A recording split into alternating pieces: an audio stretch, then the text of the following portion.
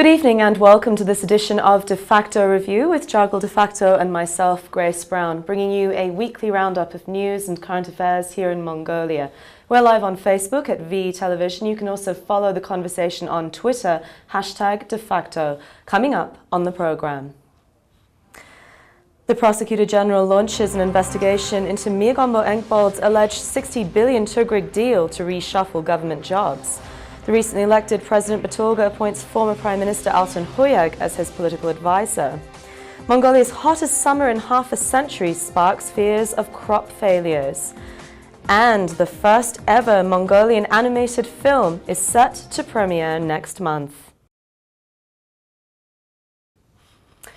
Thank you for joining us. The Office of the Prosecutor General has opened an investigation into the Speaker of Parliament and Mongolian People's Party leader Miagombo Engbald following the alleged 60 billion tugrug deal to reshuffle government positions that surfaced in a recording during the recent presidential election. A joint working group of the International Agency Against Corruption, along with the General Intelligence Agency and the police, will conduct the investigation.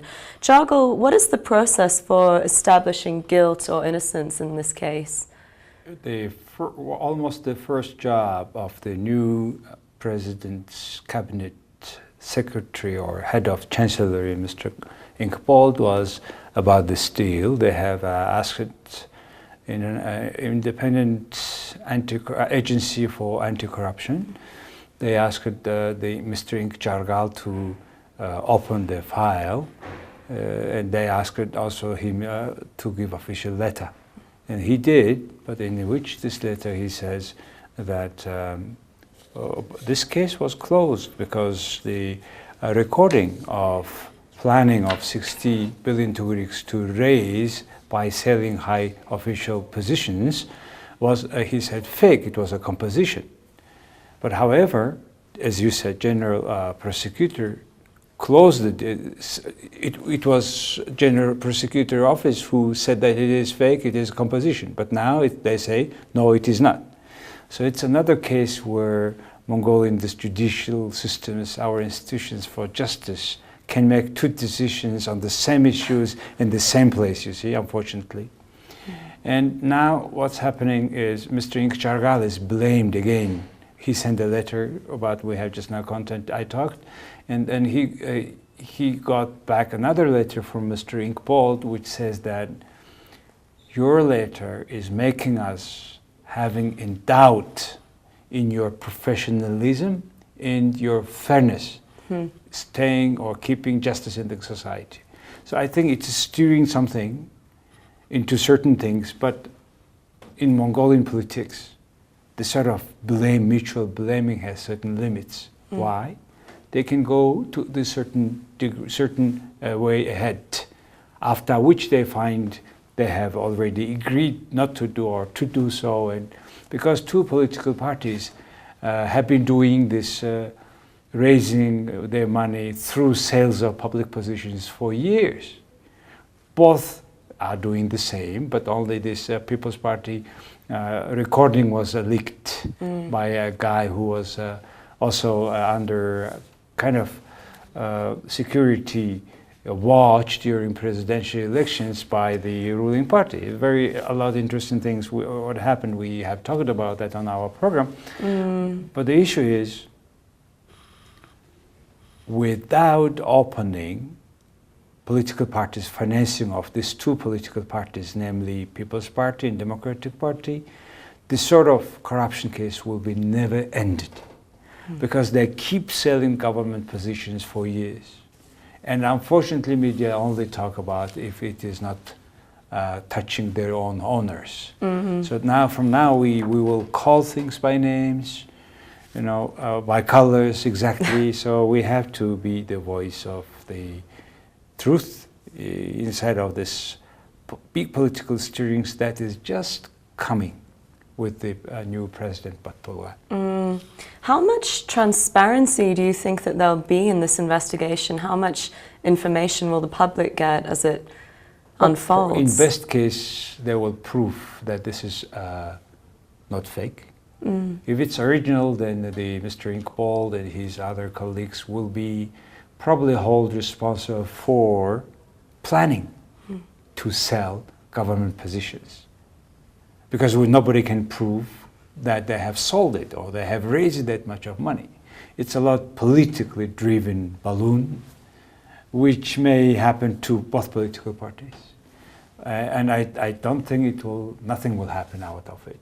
It's just a big storm in a glass of water. I don't think the ruling party will be, the head of the ruling party will be held responsible for that. But I do think that, not because only this 60 billion Tugrik's planning case of corruption, but also just because he lost as a head of political party the election, and because the demand of in particular young leaders of the People's Party, this People's Party is going to have their conference. They're planned for September, but recently one influential politician demanded to have it before August 10. So let's see. Why before August 10th? No, because mid-September is too long, first. Second, Mongolia is staying now in the position now of kind of endless holidays.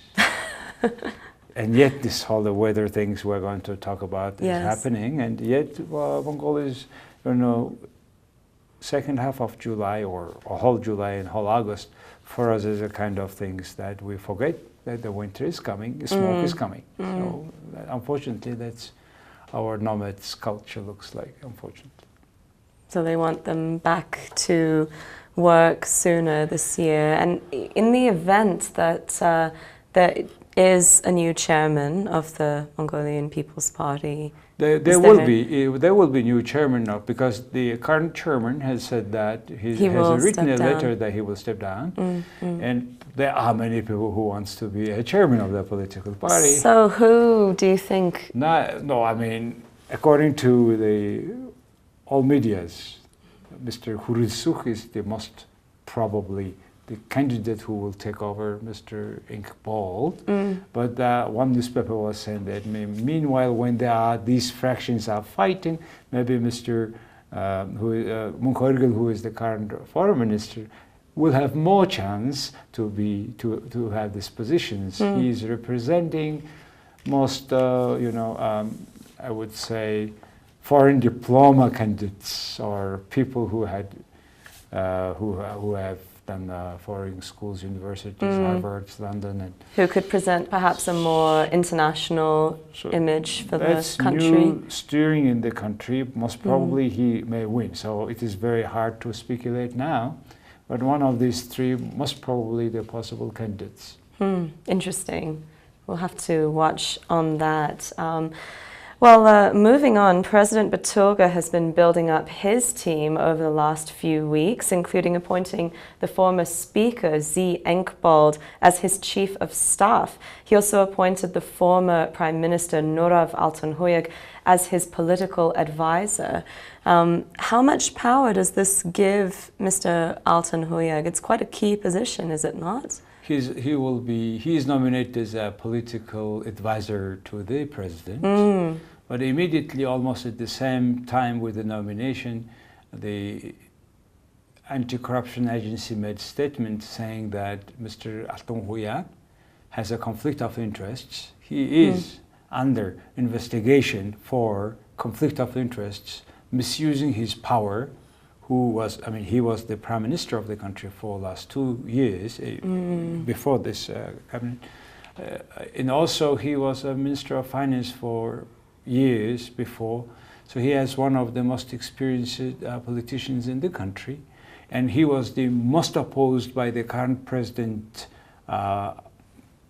BATTULGA during his tenure time in the cabinet. That's the interesting part. Apparently there is a rivalry between the president and Mr. Altunhoyag. Very strong rivalry. I think it was almost hate rivalry. But so he's just keeping his enemies closer? On one side, but how do I read the picture is There are several strong fractions inside of Democratic Party. Yes. But the Democratic Party leaders say that now we don't have any more fractions, which I don't believe. So the current presidential power, Mr. BATTULGA'S, Mr. Zinkbold, Irden, all are from Falcon That's faction. right, the Falcon faction. So in order to prove that to show that there is not only one fraction show, they invited first of all Altun Hoyak. And which faction is he allegedly from? He is Altun Gada's Golden Star. Okay. The fraction, strong fraction, which was, it's mostly the Social Democratic Party wing of this Democratic Party, which is consisting of former several 2-3 political parties joined together, they create this Democratic Party, or they joined the Democratic Party. So, Mr. Altun Hoyak positions or attempt to nominate him because the anti-corruption agency says no.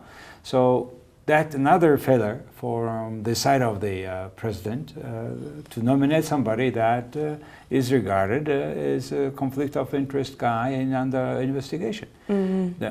So this is the show of being not having fractions first. Secondly, I don't think Mr. Altun Hoyak and Mr. President, just for after he became president, becoming a good friends, so good friends that one will listen to another, I don't believe at all. It's another Mongolian politician's trick that people are expecting, and I do expect many other similar nominations because there will be 7 or 8 advisors' positions. Still to be appointed? Yes. Which positions are those that we're still waiting for? This is several positions, including like human rights and law, legal advisor. Okay. The second is a people's participation and economic policy advisor, a human development and the social policy advisor, public relations policy advisor, environment and green development advisor, foreign policy advisor. About the foreign policy advisor, one interesting thing. That's a very interesting position. Mr. Pursuren, who was the former foreign minister, and who was also advisor to the president for all his previous president Bugdar for all his 2 times, he is remaining, unlike all other plus 17 or so another advisors, so many full-time and half-time advisors, okay, to the previous president. Everybody else released except this guy. Except for Pursuren. Except Pursuren, who is nominated already as ambassador to Switzerland.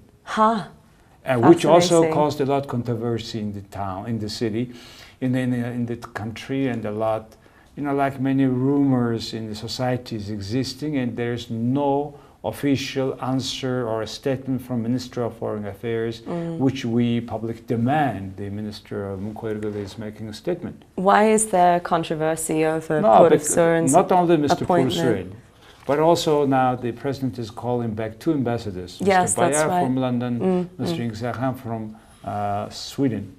Now the question comes, what is this happened to these Mongolians? Why they are recalling the ambassadors? If they are recalling, then why they have nominated them? Of course we understand there are here and there many things saying, but ambassadorship is such a position that you cannot nominate one day, next day to call it back. It's very shameful for long-term policy in our face. And speaking about diplomacy, Mongolia need to raise barrier for diplomats. And before sending our ambassadors or officers in our embassies, which now must be dominated by a lot of relatives of decision makers, high-ranking politicians, it should be stopped because usually we see a lot mispractices, which is harming our name anyway. And our name is not that great because the country is in a full debt. We cannot pay it. We are asking more money. We are borrowing big money and calling this a bond also by the name of the great Genghis Khan. It is one kind of the not very wise steps we see, and we are in very bad situations. And yet we have embassies, people who are not making our names better. So that's the concern in terms of diplomacy in terms of nominations. And international image, yeah. Well, one of the critical challenges for the new administration is how to diversify Mongolia's economy, which is still heavily reliant on mining. And one of the key areas that it's looking to get into further is agriculture. But that could be in jeopardy with the country's hottest summer in 56 years, causing drought throughout the country. I've just myself been from Hovsgol back to UB, and I can tell you the drive along the way, many of the steppes are brown when they should be green, and I saw rivers even near Hovsgol that were completely dried out, not a trace of water. So it is a really big concern that in response the government has banned food exports, grain exports rather. But this is, I mean, how much of an impact do you think that this could have on herders and their animals in the meantime? Well, indeed, the country is in a big drought. We have over 320 sums, out of which 150 is in drought, big drought. Another 40 of them is medium. Only 1/4 of all our territory is a normal summer. But this big drought makes doubtful the harvesting, and it is also promising harsh winter. That's right. Yeah, we'll there have could a be feed problem. Crop failures, lack of fodder for the animals. That's why they stopped the wheat exporting, which was happening from time to time, because at times we have more wheat than we need. So in this case, grain is exported to China or Russia, I understand.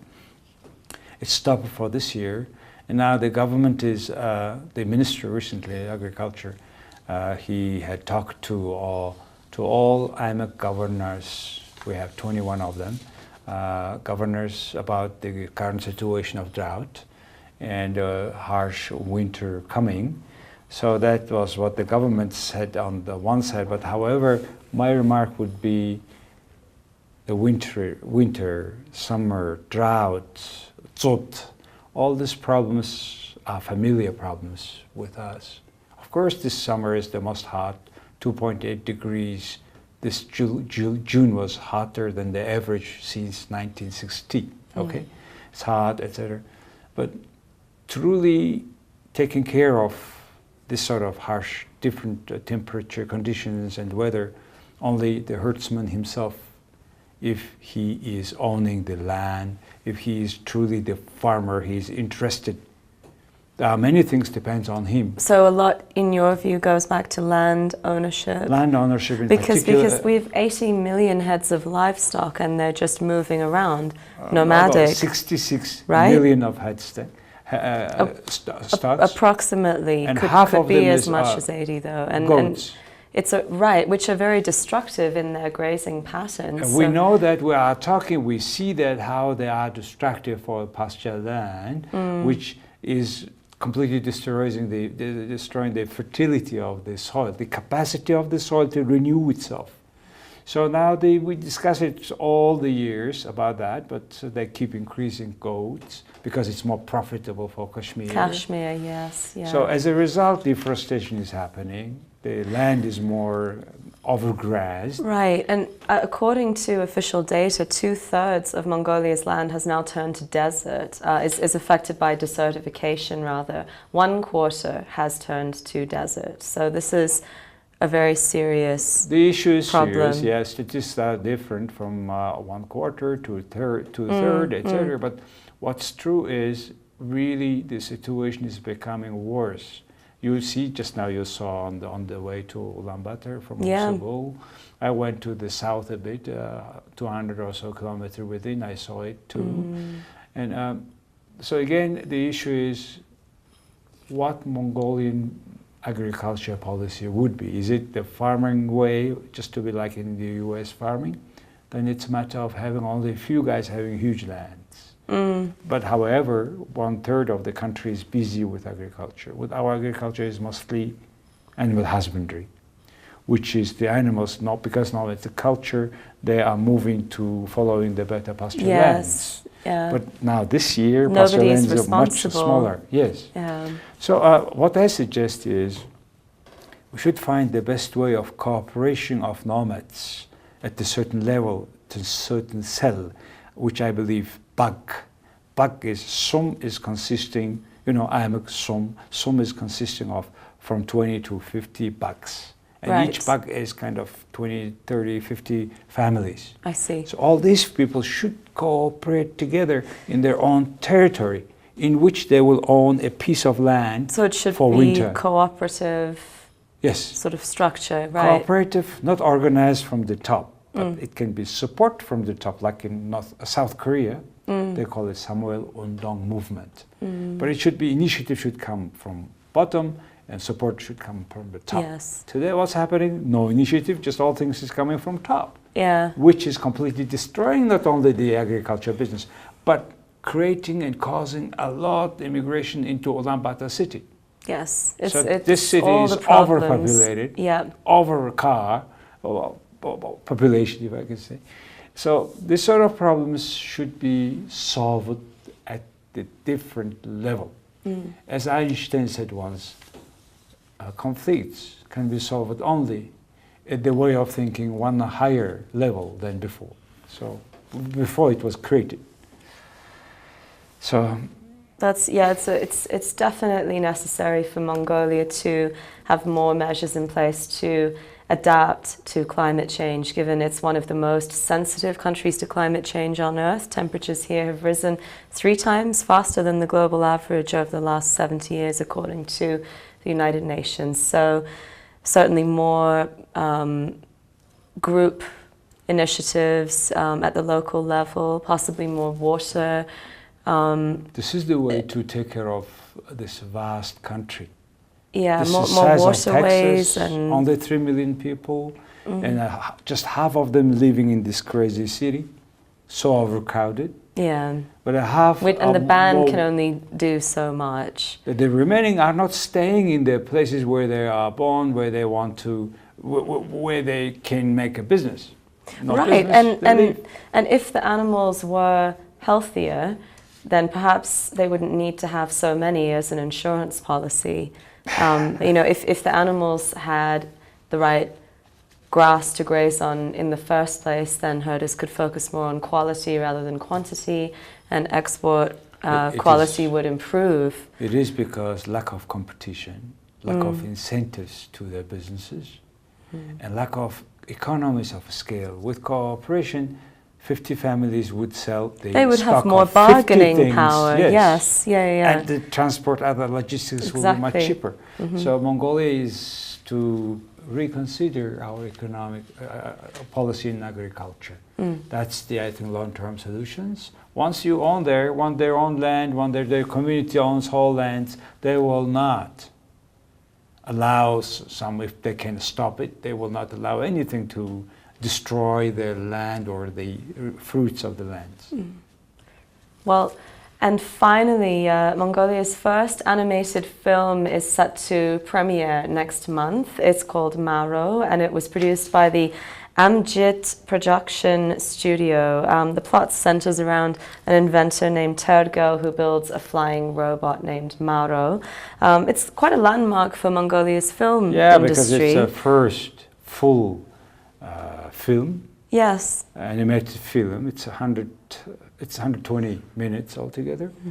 And this man, Mr. Shijir, who is the owner of this company, Amjit, which means in Mongolian success, he's been doing it already for years for Japan. Ah, really? So it kind of Mongolian was export to Japan. So is this something that His team perhaps is the very government might experienced. support more in future as another industry Mongolia could? Exactly, this is one of the way of diversification. And Yes. this Shijiro employs over 50 to 60 person already for many years. Oh, Now fascinating. he's the first time he's doing this movie, this film, which is very fascinating. And also he was saying in one interview that he will do another couple movies very soon based on Mongolian national fairy tale. Oh, wow. I mean, well-known fairy tale about a gray mare. gray mare. That's exciting. So, and it's exciting, and it's a great new page for our cinematography, if I may say so. Indeed, it is. Hopefully it will be available in cinemas throughout the country, right? Yeah, once they are making it is expected to have mid next month. So we'll have to look out for that. We will look for, and we wish luck and success to this team who has made possible this Mora first movie. Well, that brings this edition of Defacto Review to an end. Thank you very much for joining us. From Jargal and myself, Sakhanam Rare, good night. Thank you very much for having us tonight, and from now on we would like to have more accent on naming things by name in this program, which unfortunately a lot in cases in Mongolia missing on particular our political arena. Good night. Thank you. Good night. Baitla.